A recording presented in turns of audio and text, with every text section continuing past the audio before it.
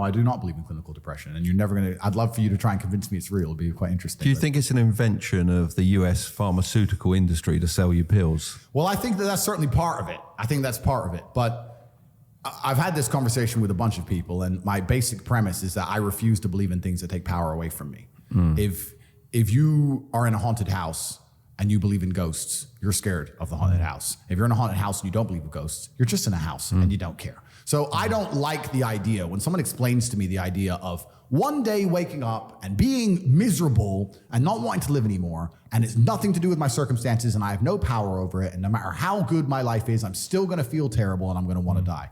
That's not an idea I subscribe to. That's not a reality I'm ever going to want. But that's a reactive depression, isn't it? You can be reactive depressed for the day, for example, for a while. Or even chronically. You know? Feeling depressed is real. Yeah. Depression as a disease, I do not subscribe to. The idea, I believe, that if you feel depressed, something is depressing you, and you should try your best to fix it. You should take control of your life and do your best to fix it. The idea, but they don't say that. They don't talk that. They say depression like it's this magic thing that comes out the sky and it gets in your brain. You're sad no matter what, and there's nothing you can do about it, and you need to only take pills. And I think that's a very bad way to look at the world, and that's a bad idea to subscribe to. And if you start to feel depressed, let's say your girl leaves you and you start to feel depressed, but you believe in the idea of depression, you're now going to start diagnosing yourself as clinically depressed, self-hypnotizing yourself into being clinically depressed.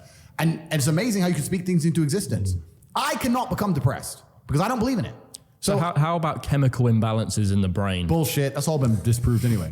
Really? It's all been disproved. Firstly, that's all been disproved. And secondly, even if that was true, even if I had a chemical imbalance in my brain, I do not believe in depression.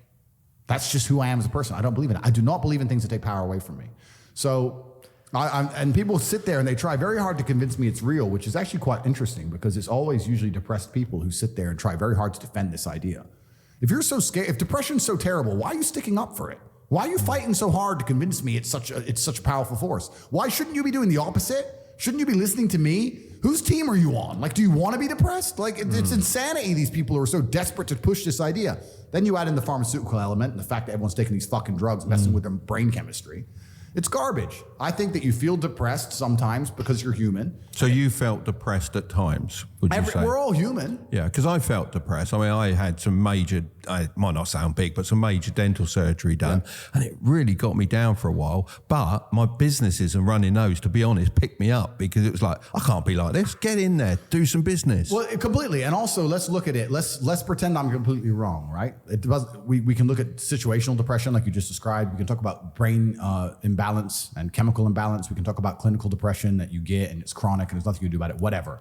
Let's pretend all these things are completely true.